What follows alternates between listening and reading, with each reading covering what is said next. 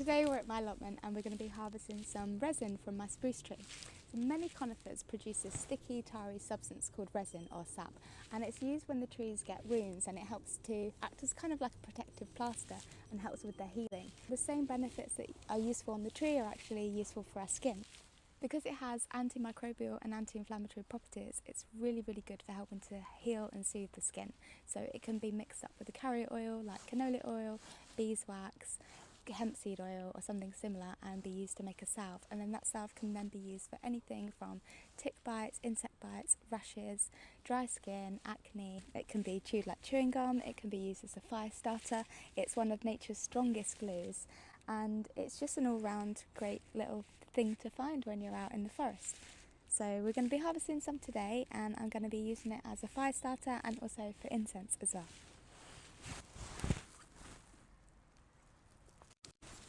Right, well, let's harvest some. I've got my little Heineken tinny, I've got my open arm knife. A word of caution with this: it's the stickiest substance in the world and it's super hard to get off anything. So try to use a dedicated container for it, or like a disposable one if you can, because it's going to be really hard to clean. This isn't my prized mushroom knife, so I don't mind using this little opener to do my resin job for me. You'll often hear different names for spruce resin. It can be tar, pitch, sap, resin, and they're all the same substance, but it just depends on how long they've been outside of the tree for and what consistency they're at. So resin is the hardest of all, and that's the most easiest to handle because it's not sticky. If you can hear that, it's super solid. That generally takes a couple of years to reach this stage. This was pruned maybe about 6 months ago, and this is dripped off. It's still tacky, it's still kind of mouldable. Sap is when it's super sticky and it's just come off of the tree.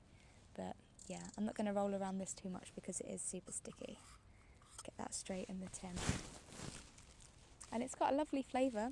This was actually the first ever chewing gum. You used to be able to buy, up until probably about 80 years ago, you used to be able to buy packets of pure spruce or pine resin chewing gum, and it was basically just straight from the tree. It's got quite a nice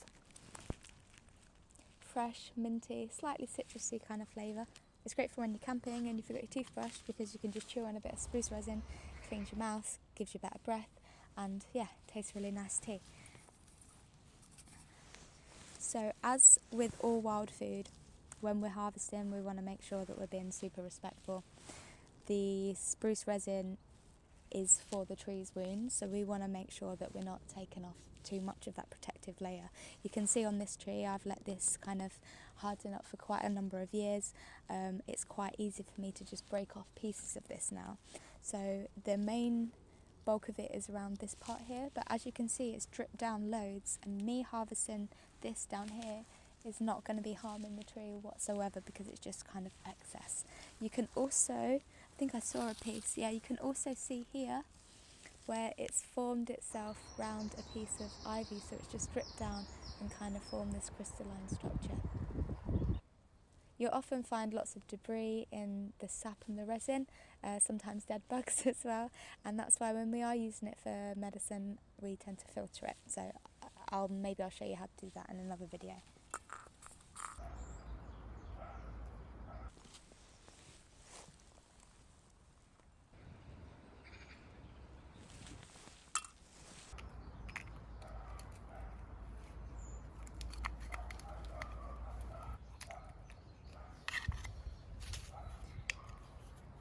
Remember that when you see the big pieces of resin and pitch on the tree like this, it is covering up a wound, so we do need to be really mindful when we're harvesting and make sure that we're not taking too much from the inner layer. So you can see here that I'm just harvesting the excess pieces of resin that have dried and crumbled around the outside, and taking this isn't going to do any harm to the tree. But if I was to start digging in and exposing the wound, then that's when I can start letting disease and pests in, which can harm the tree. Managed to collect quite a lot actually. This is the second harvest that I've taken from this tree. I harvested some last year and let it heal before I took any more.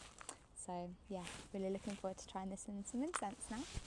Right, well, we've got our spruce resin, and now I'm going to take a little piece and burn it over a candle to show you how to make a really lovely natural incense.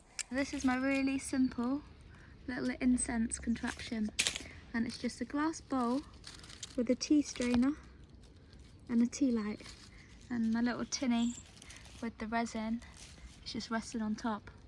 And as this starts to melt, it gives off the most beautiful forest kind of aroma. It just smells like all the best bits of the fire without any of the smoke. It smells so good.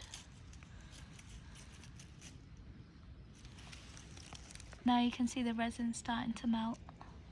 And I often use this when I'm camping to help me get to sleep, because it's really, really relaxing. And I'll just use this exact little contraption and just fill my tent up with the aromas of the forest. And it just helps me get to sleep.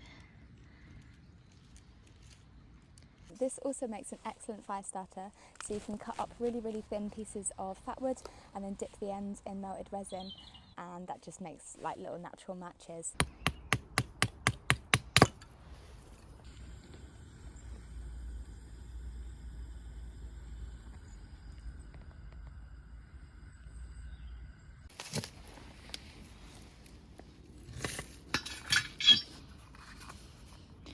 So you can see this is all melted now, and I literally just kind of coat the ends of my sticks, and it does dry pretty quickly, so you've got to work quick.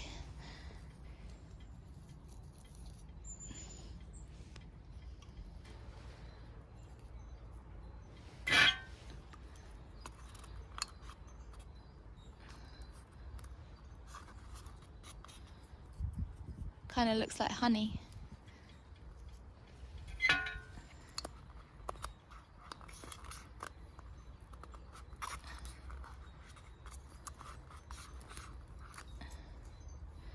So I'm probably gonna have to let that heat back up so I can finish the rest.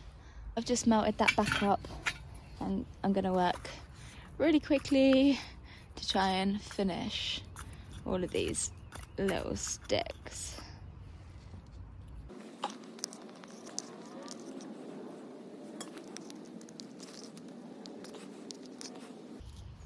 And last one.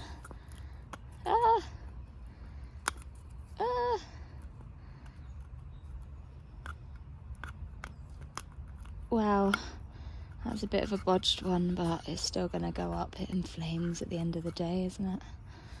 So,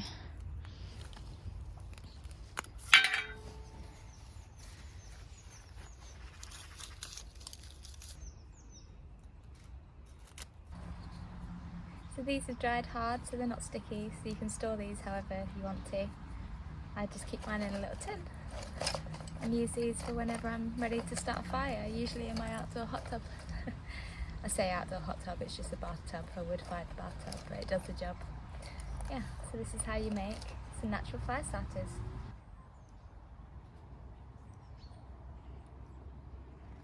And another fun thing to do is to make fire cones. So you can get some pine cones and then melt this, roll the pine cones into the melted resin, and then they dry and they make excellent fire starters that just burn for a really long time. And it just has this really lovely smell that is like nothing else. So I really recommend that you go out and collect some spruce resin, create some incense, and use that for your fire starter. And don't forget, when you're done, give your thanks to the tree and leave a little offering for her. Thank you, tree.